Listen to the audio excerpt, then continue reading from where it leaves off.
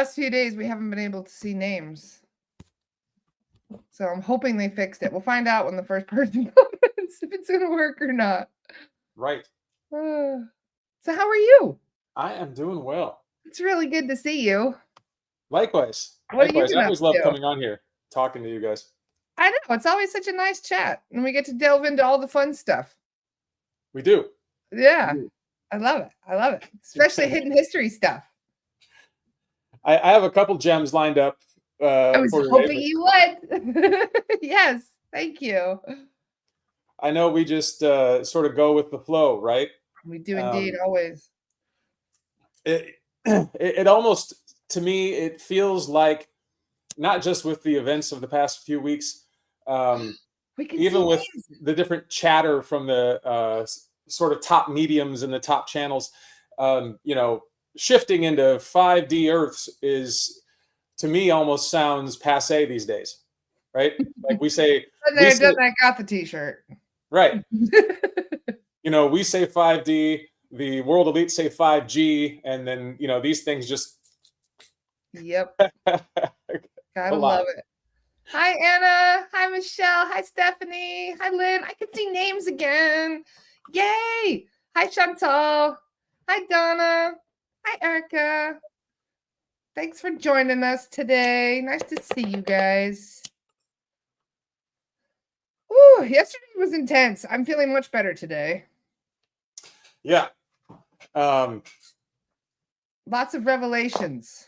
There have been a lot of revelations, and no surprise to you, I'm sure. I've been doing some light reading, the Tibetan Book of the Dead and the Gnostic text, of course. And some of the stuff in here has reminded me of your work, Lara. Oh, yeah? Right? Interesting. The Tibetan Book of the Dead, for those that don't know what this is, you probably know what this is, Lara. I do indeed, yes. I've never read it, but I know of it. It is a super fascinating book for anyone involved in this line of work. And this is when I say this line of work, that's a pretty broad bucket, right? It is indeed, but yeah. If you were in Tibet and you were a monk, and you got summoned by a noble who was dying, and I say noble specifically because some commoners could have access to these monks, but most of it was reserved for noble-born. If you were on your deathbed, the whole point of having one of these Tibetan monks come see you as you were dying is to make sure you didn't stick around. What does that sound like?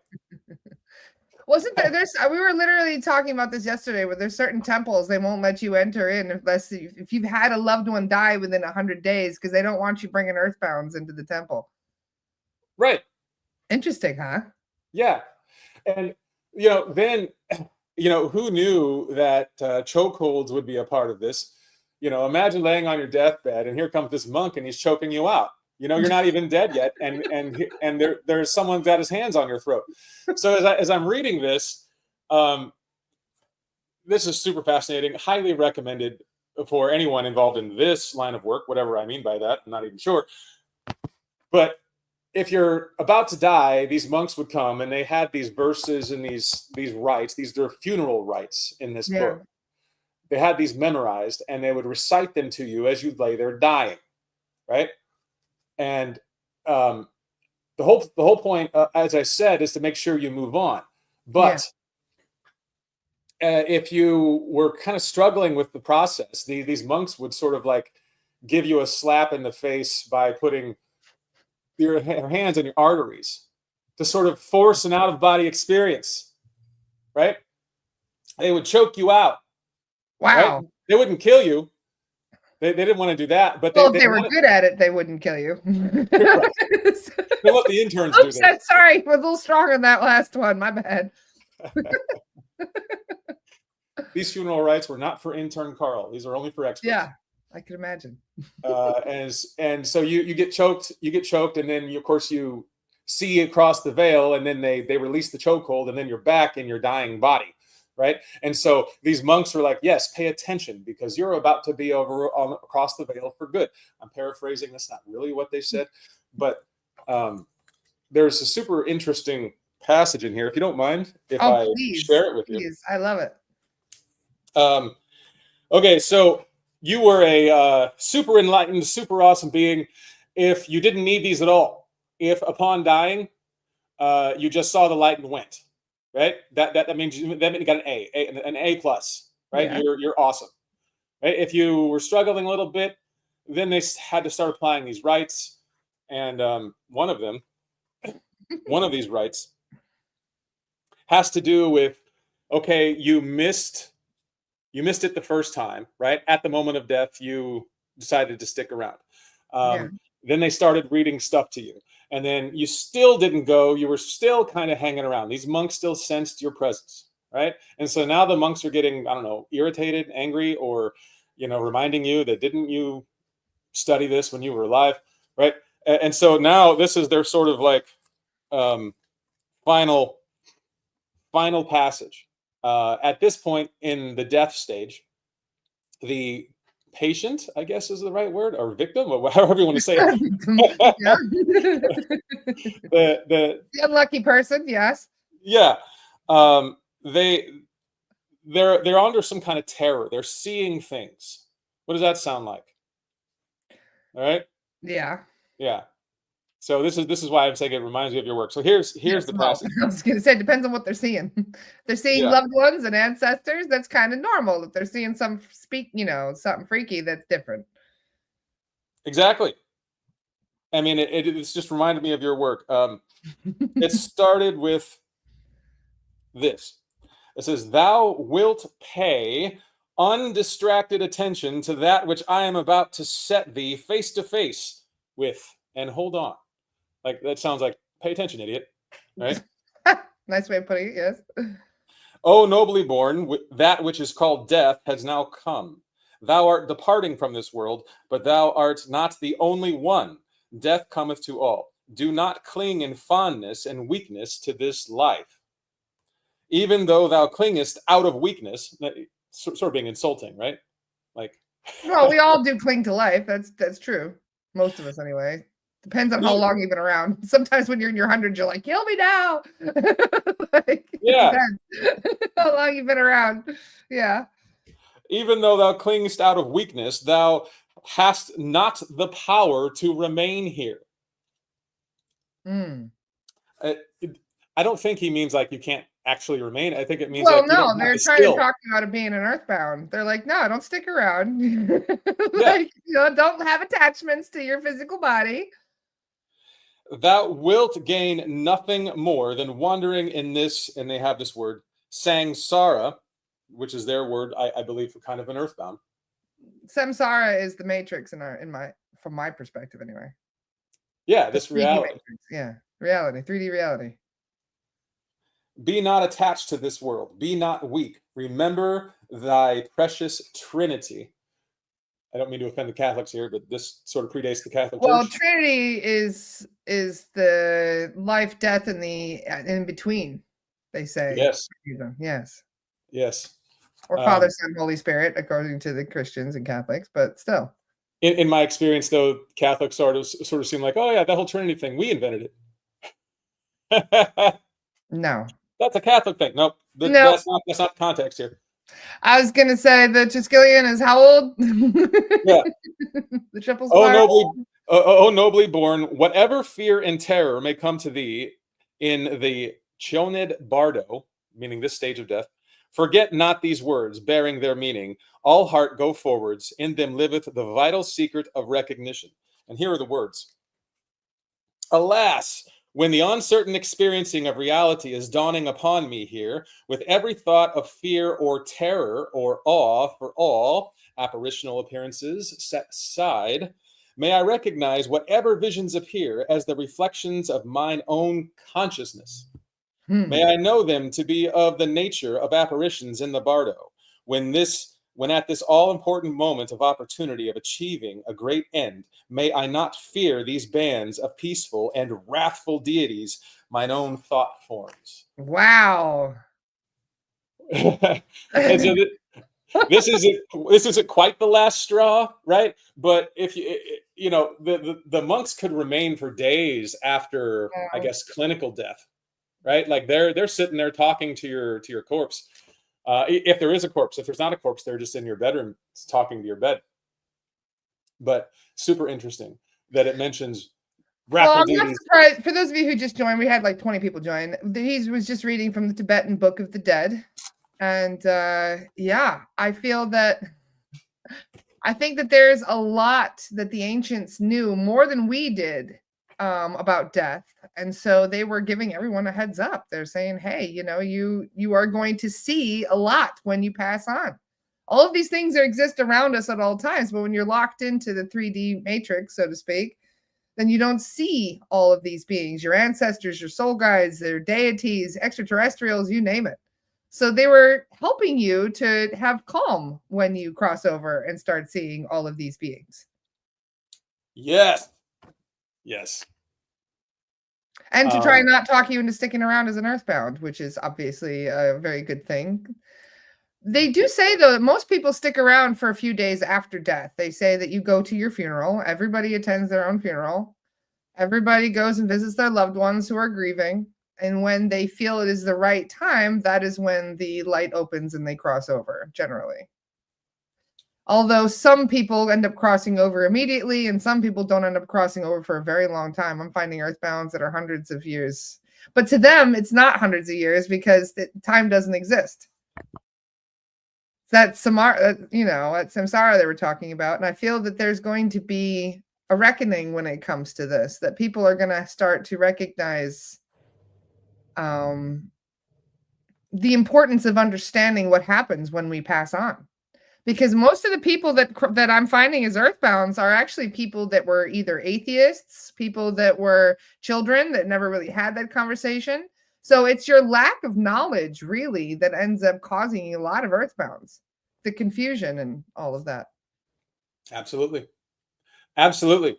And that's what stuck out to me as I was reading this. I'm like, this sounds like the stuff that Lara deals with on the regular, you know?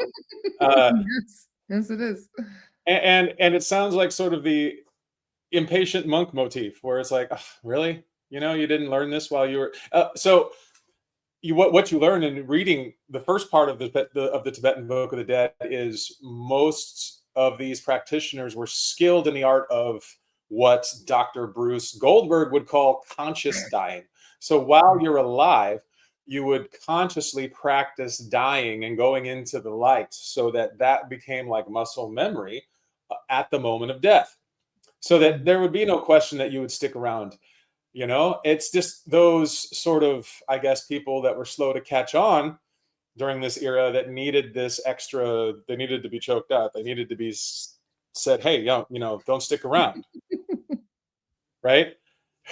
I still can't believe they choked them out while they were dying. Like, all the things that monks would do, that was not one I would expect. I know. It's kind of, I was chuckling in a way because I'm just, imagine this person choking out your loved one. It's like, it sounds kind of harsh. Yep. But it literally describes putting your thumb and forefinger on the arteries and watching them cross and come back. So yes, I do like the idea of having a celebration of life more than a funeral, though. I don't want anybody to be sad and miserable at my funeral. I would much prefer people to be telling happy stories and listening to music and eating good food and, I don't know, burying me in a tree. I'd rather be a tree than actually just sitting there in some, boring old cemetery surrounded by earthbounds. that part about, burying you by a tree, that was one of my favorite clients in hypnosis, who had a very crazy life, and upon her dying, she just laid down with the trees and expired. Like there was no funeral or anything. It was just Wow. just laid down and went. That piece I think is going to be in my book, which I'm still working on. It's with the editor. Everyone wondering, is the book still happening? Yes, it is. It is still happening. But this particular client started off as an Eskimo girl.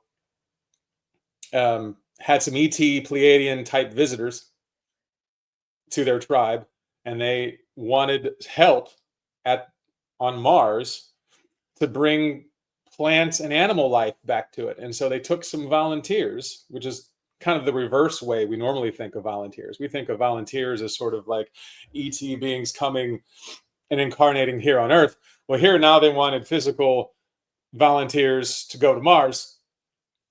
And so this client went to Mars, tended the plant and animal life, tended the plant life specifically, attended the gardens, and then had this beautiful life on Mars, and then laid down with the trees at the end and just went. It was so beautiful, right? And the client was so happy.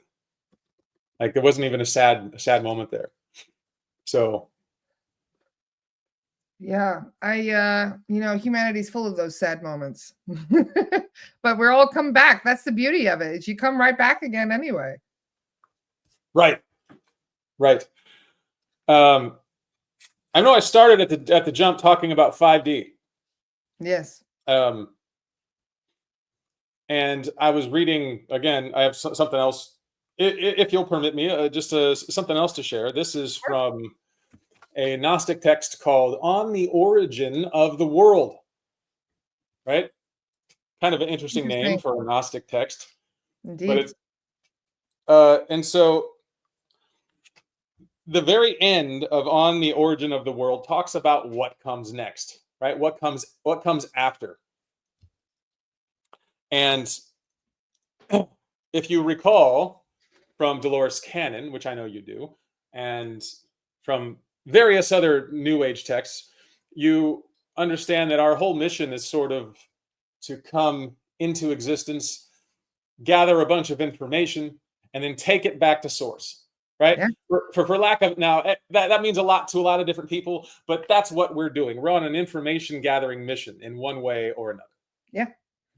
And so keeping that in mind, where our ultimate destination is to go back to source, or back to big G God, right? Not the one in the Old Testament, guys, but big G God. That's where we're going. Check this out. At the end, the light will cover the darkness and obliterate it. It will become like something that never existed, and the source of the darkness will be dissolved. The deficiency will be plucked out at its root and thrown down to the darkness, and the light will withdraw up to its root, and the glory of the unconceived will appear, and it will fill all the eternal realms when the prophetic utterances and the writings of those who are rulers are revealed and are fulfilled by those who are called perfect. Those who were not perfected in the unconceived Father will receive their glories in their realms and in the kingdoms of immortals, but they will not ever enter the kingless realm. For it is necessary that everyone enter the place from which he has come, each one by his deeds, and his gnosis will reveal his nature. So we all have to go back. We all have to deposit the information we've been given. I guess there's no rush, right? You can stick around as long as you want. But in the end, of course, it's talking about how the light wins. Because at that level where you're going back to, there is no such thing as darkness. That only exists down in these lower realms. Yes. And so it's interesting then that at the end of everything, there's a specific mention of those who are perfected or have achieved enlightenment versus those who are not. And it doesn't talk about it as if it's a bad thing. Like if you're not quite there yet, at the Source end, gives you all the time you need. Yeah, you still receive your glory in the immortal realms. So there's two concepts here. There's something beyond the immortal realms, which is big G source, right? But then down from that level, then there's the immortal realms where you can hang out until you're ready. You know, I found that sort of comforting. Like there's no rush. Like you don't have to go and do a crash course in any of this. You can just hang out. Well, that's what we're all getting right now, is a crash course in all of our hidden histories. And I think that a big part of the reason for that is because we're being called to heal it right now. That's what my own conversation yesterday was all about, was sending all of my pain and anger that I hold deep within myself back to source. And giving it back, like yeah, you don't need giving it it anymore. back to source. Well, this is the thing. Many of us hold trauma from many, many, many, many different past lives. I cleared one person, just one guy last night that had a connection to the Egyptian pyramids, and I closed 108. That was a very funny number, right, guys? 108 simultaneous lifetimes that were being affected. Wow. Yep. Wait, so 108 past life resonances were triggered by this guy because he decided to tap into his past life in ancient Egypt during a very deep guided meditation. And yeah, 108 past life resonances were triggered in one person. wow. It doesn't surprise me for some reason. I mean, the amount surprises me, but the Egyptians were so It threw spiritually them into a enlightened. mental health crisis, and that's why they booked the clearing. Yeah. Wow. But it all the root lifetime was in an Egyptian pyramid, and where he was doing rituals in the pyramid, and he was connected to all of his past lives simultaneously. It sounds super interesting on the one hand, and right? You know what's really funny guy. though? You know what the soul guide said? They laughed at the end of the report, and they were like, "You know what? Just suggest to him if he wants to connect with Egypt, he can watch The Mummy." Egypt, watch The Mummy or Raiders of the Lost Ark. That's safer. And that's what they told him in the report. In the Is that an endorsement? Like The Mummy's like a documentary? The Mummy is one of my favorite movies of all time, so I laugh my butt off at that. But it's funny because they were like, "Yeah, you just leave Egypt in the past, okay? That was not a smart thing to do, basically."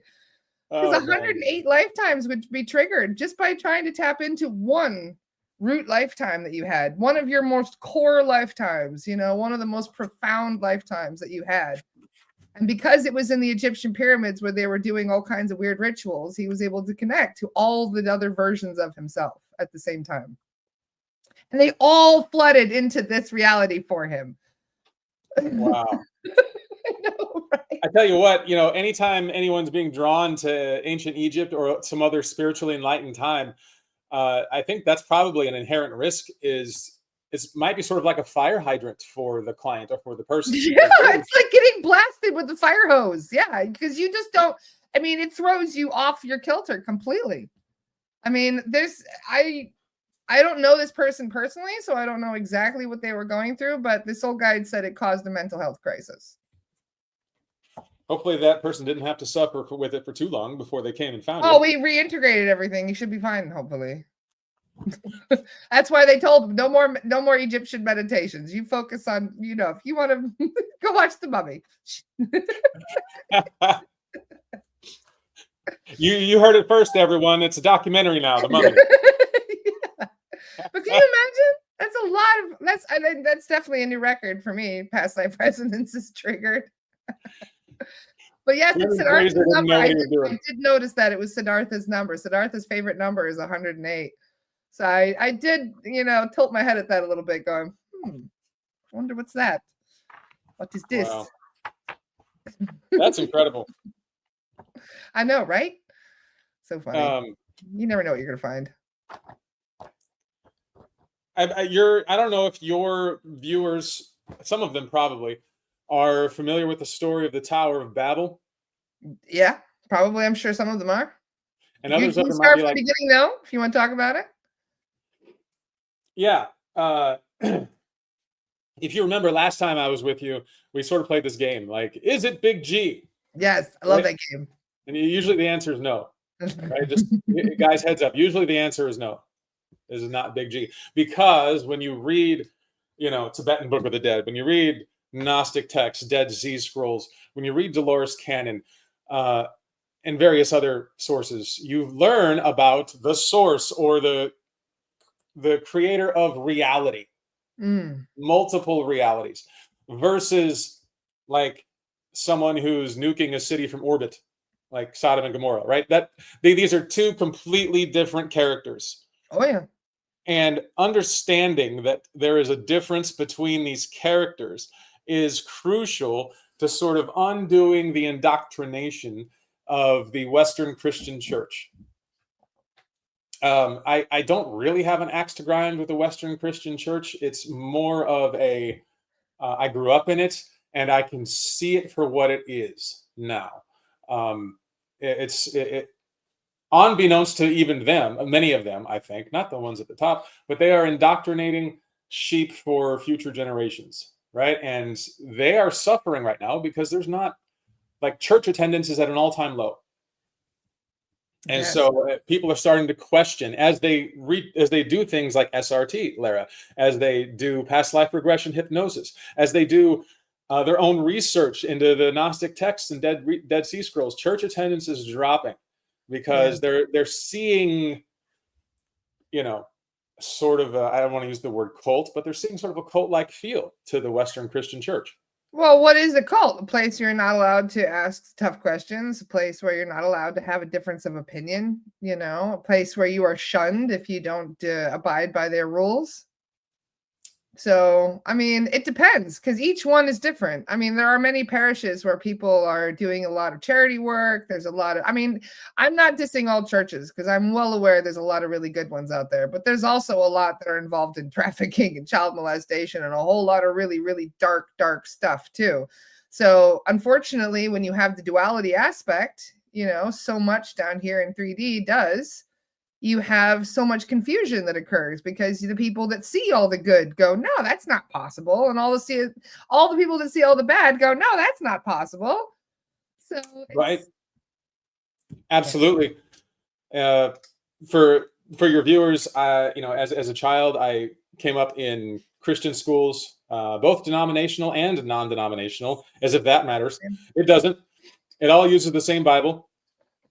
Right. So some people get caught up in this idea. Well, no, I'm a Lutheran. I'm not one of them Pentecostals. It's like, it's the same thing. It's the King James version that pisses me off the most because I know what King James did. Right. And it all derives from the Catholic Bible. And all the witch hunting he started too. Right. Right. All right. So I like what Steph just said. The word cult is defined as a system or group of people who practice excessive devotion to a figure, object, or belief system, typically following a charismatic leader. Yeah. Keyword excessive. There's a fine line between excessive and non-excessive. So really. Yeah. Right. I do like the Southern Baptist churches, the ones where they're singing a lot and they're telling, you know what I mean? Where they spread a lot of joy and they get people moving and they make people vibing, while they're at church. That's cool. I don't mind that at all, especially because a lot of them do charity work too. A lot of churches are rebuilding things in North Carolina, for example, right now. Even the Amish, there was a large group of Amish people that left Pennsylvania and Ohio and went down to North Carolina to build houses for people. Huge group of them, like 300 Amish people. Do you have your yin yang coffee mug? Yeah. Well, actually, no. Today I'm on a very weird fast right now. I'm doing the lemonade cleanse. Have you ever heard about the lemonade? Lemon cleanse? Water? Like no. Right now it's a long story, but my guides have talked me into an excessive cleanse. I'm doing a 13-day cleanse now. Sounds like fun. Yeah, it's a warrior cleanse, as they say. But yeah, they call it the lemonade diet because you drink lemon, maple syrup, and cayenne pepper, or just salt water. And that's what I'm drinking right now. I got a big pitcher of salt water here that I'm drinking, sea salt water. Speaking of water, however anyone feels about the election, that's not what I'm about to. I'm not getting into this side or that side. But I think one thing I was super happy to read about was Robert F. Kennedy's involvement in the administration and his post about as soon as the new administration starts, he wants to send an instruction to all the municipal water supplying organizations to cease adding fluoride to the water. How long has that been coming? Right now, jury's still out if it'll actually happen. But even just talking like that used to be reserved to the realm of conspiracy. Just 5-6 years ago, people would say like, oh, you need fluoride for your teeth, and now in that short amount of time, we've gone from that to, hey, it's now a neurotoxin and we're going to get it out of the water. Last time I went to my dentist, they said, would you like fluoride? I said, are we talking calcium fluoride or sodium fluoride? And they just looked at me like, yeah. Congrats to you, Laura. They're like, no. I'm like, no, I don't want it. Right. Yep. And no Sodium one fluoride cares. is a neurotoxin, and it's a byproduct of the fertilizer industry most of the time. And people think that it's the same, you know what I mean? That it's the same thing you find naturally in rocks and water that you would find. But no, it's very different. It's very different. Calcium fluoride is natural. Sodium fluoride is not. And if you the long name for the sodium fluoride is sodium hexafluorosilicate, Yep. which originated in the Manhattan Project. It was a byproduct of nuclear weapon manufacturing, which my grandfather was involved in. Because it costs so much money to get rid of. Yes. Because in order to destroy it, so to speak, so it's not going to affect the ecosystem and the environment, they decided, well, we could just give it to people in mini amounts, and so they won't notice, Monetize it and stick it into the water. Sounds great. Yep. Anyway, go ahead. I'm sorry. No, I'm just agreeing. I find all of it so frustrating considering how poisoned our food supply is. Yeah. And if anyone listening is on the cusp of considering removing fluoride or not removing fluoride, consider the children. If you have kids, I would urge you to strongly consider removing the fluoride from your water. And there are numerous ways you can accomplish that ahead of RFK doing anything about it. One of them is the Alexa Pure water filter that I link to you all the time. That can help. I bought it. I have one. Yes. What do you think about it? I love it. But then again, I was on well water anyway, so I wasn't too concerned. But at the same time, if shit gets weird, it's probably one of the best things you could possibly have. Or if the ground gets contaminated, or who knows what's leaching in there. Right? Exactly. So yes, it would, especially if you've got small kids, from puberty on down to toddler years, definitely, please consider removing that fluoride, because you want to keep as much of that out of their system as possible during their formative years. Yep. My mom is even buying the fancy anti-fluoride toothpaste. I saw it the other day at her house, and I was like, "Oh, look at you, Mama! Look at you go." She's like, "Yeah, I'm listening." Yeah. It's so cool to watch the boomers come along, the baby boomer generation. I was like, I've never seen her. She and I have argued about this in the past. She didn't give a shit. She's like, it's whatever. I like this kind. Like they didn't, think things through very much. So yeah, now I think it was COVID that really changed them, because they saw a lot of bullshit that they were like, what the hell? COVID woke up a lot of people, especially the boomers. Yeah, because they're in a way they're the ones who suffered disproportionately. Yeah, they did. Yeah, 100%. Yep. Many of them were taken out with it. Yep. All right. Lara, I want to talk about Tower of Babel, if it's okay. Totally good. It's probably a good thing to change. We shouldn't be talking about that too much on Facebook anyway. So it's a good time to change the subject. Yes. Strategic page. Thank you. Good save, Dr. Scott. Anytime. I'm here for you. So Tower of Babylon. Guys, it's a story in the book of Genesis. And if you remember, this is where humanity's languages got confused, is how they say it in the Bible. But I just want to share a couple passages from the story with you guys. And then I want to ask you all the question. Does this sound like Big G or Source doing this? Or is it a different entity entirely? Okay. Yep. All right. Now, this is in Genesis chapter 11. And notice how it starts out. And the whole earth was of one language and one speech. Man, how awful that must be. Everybody was able to communicate together. Imagine that. Right? Just with that first verse. Wow. We have to fight to get back to that pre-Tower of Babel state. Where they did that on purpose, by the way. Changing all the languages to segregate us. That totally worked. That's a great way of segregating people. Let's make it so they can't talk to each other. Yep. Right. So as I look at this, I'm seeing the slanted Star Wars floating text going on the screen. It's like, and the whole earth was of one language and one speech. Well, how awful that must have been, right? Those poor humans at that time. Anyway, and it came to pass as they journeyed from the east that they found a plain in the land of Shinar, and they dwelt there. I think that's modern-day Babylon, or what would become Babylon. Yeah. And they said to one another, "Go, let us make brick and burn them thoroughly," which sounds like ceramic or something different to me, concrete. And they had brick for stone, and slime had they for mortar. And they said, "Go, let us build a city and a tower whose top may reach unto heaven, and let us make a name, lest we be scattered abroad upon the face of the whole earth." And the Lord came down to see the city and the tower which the children of men builded. First of all, if the Lord was an omnipotent being, why did he have to wait for this to be completed first before he noticed it? Good point. Yeah. Right? Very Okay. good point.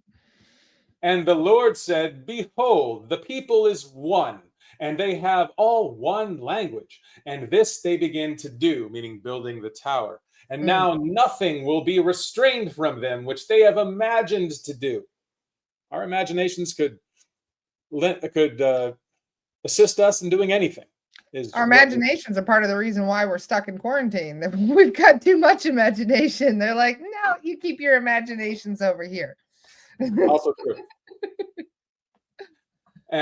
So then the Lord said, "Go, let us go down." Who's us? This is in the Bible. "Go, let us go down." "Let us go down, and there confound their language, that they may not understand one another's speech." I mean, it sounds like a dick move to me. It does indeed. Yes. It's like you're building. It was part of the plan, so to speak. Yeah. You're building this wonderful tower, and you're looking at your blueprints, and someone swaps them out for a language that you can't read. It just sounds like I don't know. Sounds like that friend you don't want to come around. Indeed. "So the Lord scattered them abroad from thence upon the face of all the earth, and they left off to build the city. Therefore is the name of it called Babel, because the Lord did there confound the language of all of the earth, and from thence did the Lord scatter them abroad upon the face of the earth." All right. Big G, does that sound like something Big G would do? No, definitely not. That was a little G. What Right. do you guys think? Big G or little G? Yeah, Stephanie said little G. Yeah, exactly. I don't think Source had that opinion personally. It's like if one is Source and you're looking down and someone's building a giant tower out of Legos, are you going to go down there and like smash it and scatter the people around? Does that sound like fun? No. That's not something that that's not a Source that we understand. That's not an action Source would take. So, yep. And it's interesting reading this all these years later, you can really see you don't even need to get into a lot of the alternative texts if you just have discernment, if you understand process, if you can understand, wait, this isn't the Source that I learned about. Who's the one destroying the languages, and why would they do that? For what purpose? Right? Definitely to manipulate humanity. But then again, there's so many references to where I don't think they expected us to even live this long. I think that we were kind of an experiment that went a little crazy, Well, yeah. That's a rabbit hole, but yes, I agree. So yeah, they had to put all of these controls in place in order to manipulate the humans on Earth in order to control them. Because technically, if any of us knew about our true history, if any of us knew about our true power, we wouldn't be able to be controlled any longer. Right. Zecharia Sitchin is often sort of made fun of by everyone for some of his interpretations. However, he did a piece on the Tower of Babylon, and I encourage everybody to look at it. His theory is that he wants you to first consider, why would the Lord be threatened by a brick and mortar building that humans were building, right? First of all, it couldn't have been the first building in history, and it certainly wasn't, especially if you consider the ancient nature of the Far Eastern cultures around Mongolia, China, and whatnot. So it couldn't have been something about the building. It would have had to have been something, a function built into this building. What was it? What was it that threatened the Lord so much that he had to come and destroy it and confuse our languages? And his theory was that humanity at that time was more like a cargo cult. We saw visitors coming in and leaving in fantastic craft, and monkey see, monkey do. So we started building for a rudimentary, in his words, sort of like a space station or a rocket ship platform. And the ET overlords at the time were like, wait, we can't have these monkeys blasting off into space, right? So that as an alternative viewpoint on it, that theory I find sort of interesting. I do indeed. And I like Joel's comment. You see what Joel just said? The language referred to in the pre-Diluvian story of the Tower of Babel is the connection to the source. Yeah. It's probably a form of telepathy. You don't have to, if you have telepathy, you don't need to know what language they're speaking. You can feel, you can know what they're saying intuitively. You just download their thoughts, so to speak. If I was a gambling person, I would bet 100% on that, Joel, that yes, it had to have been telepathy, because how else can you get divergent cultures to work together as one, overcoming language barriers? In my humble opinion, I agree, it would have to be telepathy. This is the only real regret I have from my youth, actually, is not learning more languages. Because it's harder. It's harder as an adult, you know, than it is when you're trying to relearn new languages. I wanted to learn French and a few other languages. And yeah, it's like, whew, it's not easy. It's not. No, it's not. Especially when you're I have a son learning Spanish right now with the Rosetta Stone online courses. That's a good one. Very good. It's funny to listen to him shout into the mic, you know, in like super Midwestern English, you know. And Rosetta Stone's like, no, you didn't quite get it. And so he responds by shouting louder, you know. And it's like, no.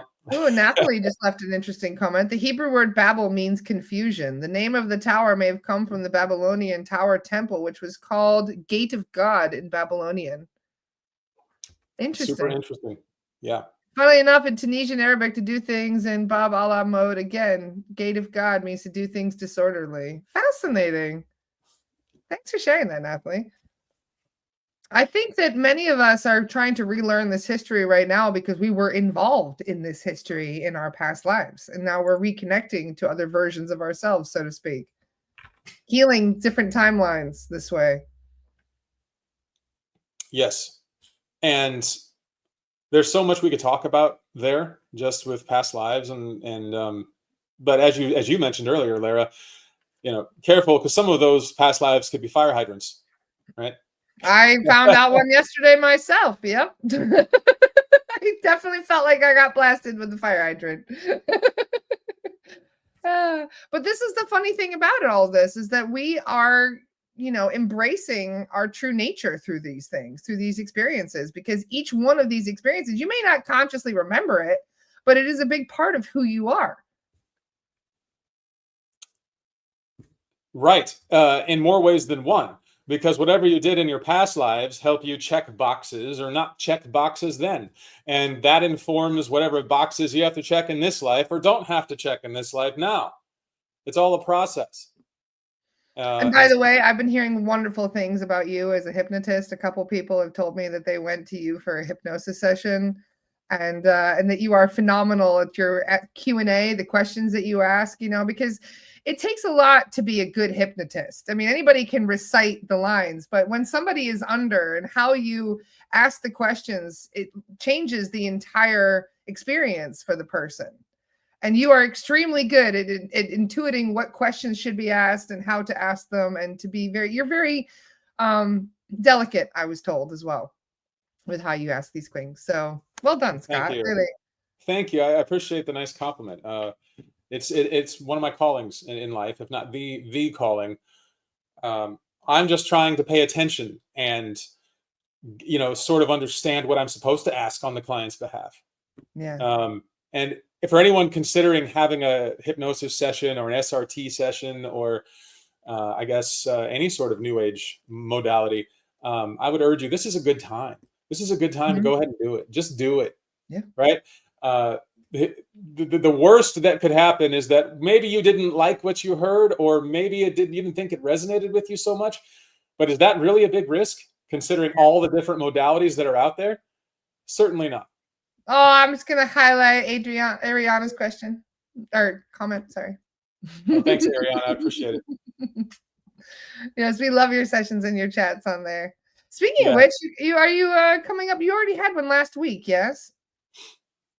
One what? I'm sorry. The Ninja Turtle one. When was that? Yes, that's coming up on Friday. That's this Friday. Okay. It's every 2 weeks. It's not. Nice. We it's like 4 other dads, and all of our schedules are busy.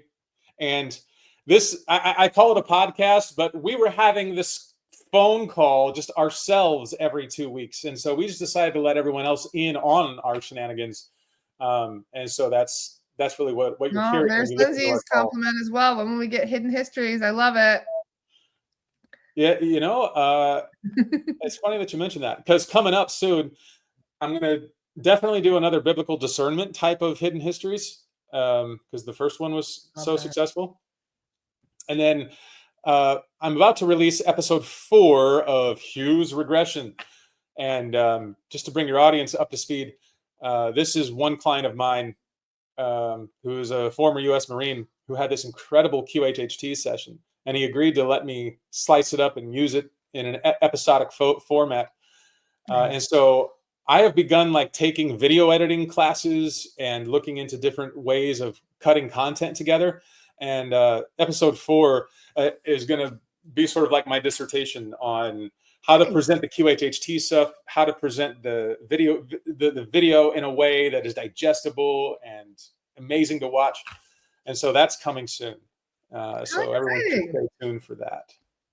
Wonderful. Well, thank you very much for everything you've been doing for our wonderful community. We are so grateful to you, Dr. Scott, and especially, many of us as a recovering Christian myself, we really enjoy these conversations. That sounds like a t-shirt, recovering Christian. Yes, exactly. I've had my 12-step program. And I appreciate you for having me on, and I appreciate all you viewers. It's a pleasure. I'm going to share your link for anybody that may not have seen it before. It's Matrix Hypnosis is his page. There we go. Got the link. So for those of you who would like to follow Dr. Scott, I love his posts. You got always good, interesting stuff going up on your page. So thank you for everything you've been posting as well. There's the link to follow Matrix Hypnosis. I appreciate it. I know you had to run at 5 minutes too, so we are right on schedule. Thank you so much for your time today, Dr. Scott. We love hanging out with you, and we look forward to the chat on Friday. Amazing. And I appreciate you all. Thank you, Lara, and thank you, everybody. Much love, everyone. I'll see you tomorrow. Have a great weekend. Bye, guys.